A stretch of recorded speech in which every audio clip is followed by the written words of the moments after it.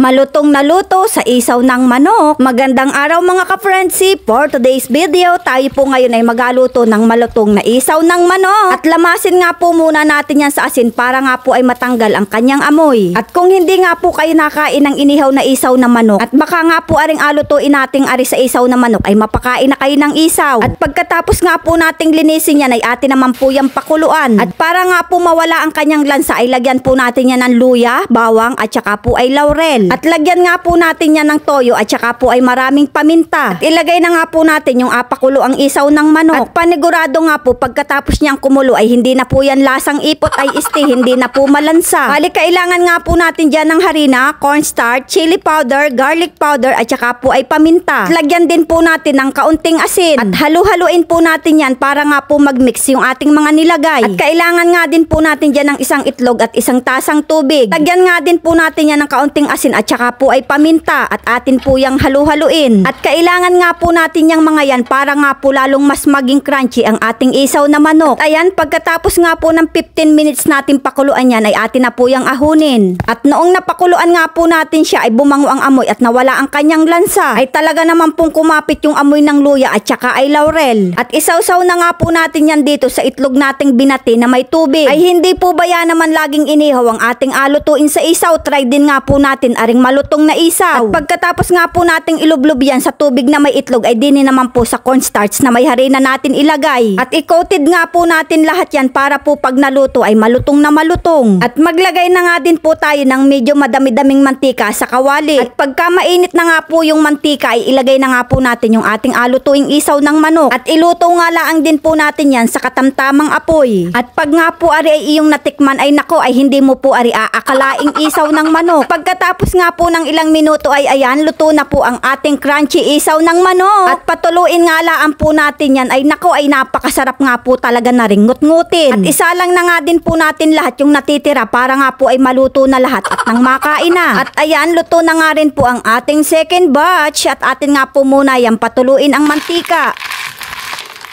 At talaga naman pong napakalutong ng ating pagkakaluto. At pag na rin nga po kalutong ay mas masarap din na may masarap na sausawan kaya tayo ay magawa muna. Mas maraming sibuyas, mas masarap. At pagkatapos nga po nating hiwa-hiwain ng maliliit yan ay lagyan naman po natin ng maanghang na suka. At lagyan nga din po natin yan ng paminta at saka po ay 2 kutsarang asukal. Para nga po yan ay malabanan niya yung asim ng suka. At gana rin nga laan po man din gumawa ng masarap na sausawan. Kaya naman ano pang inaintay natin dyan? Sakmala na! Ay ho ho! Ay ari po ba yan naman ay parang makamasarap la ang papakin. Ganyan nga po kalutong yung ating nilutong isaw ng manok. Ay pwede nga rin po aring pang-ulam kaya laan po ay talagang gustong-gusto ko aring inapapa. Lalo na po at may masarap tayo at maanghang na sausawan. Hindi ba yan naman po makanguya ang inay ng makamaigi at pustiso? Mga ka-friendsi, hanggang sa susunod na video. Thank you for watching!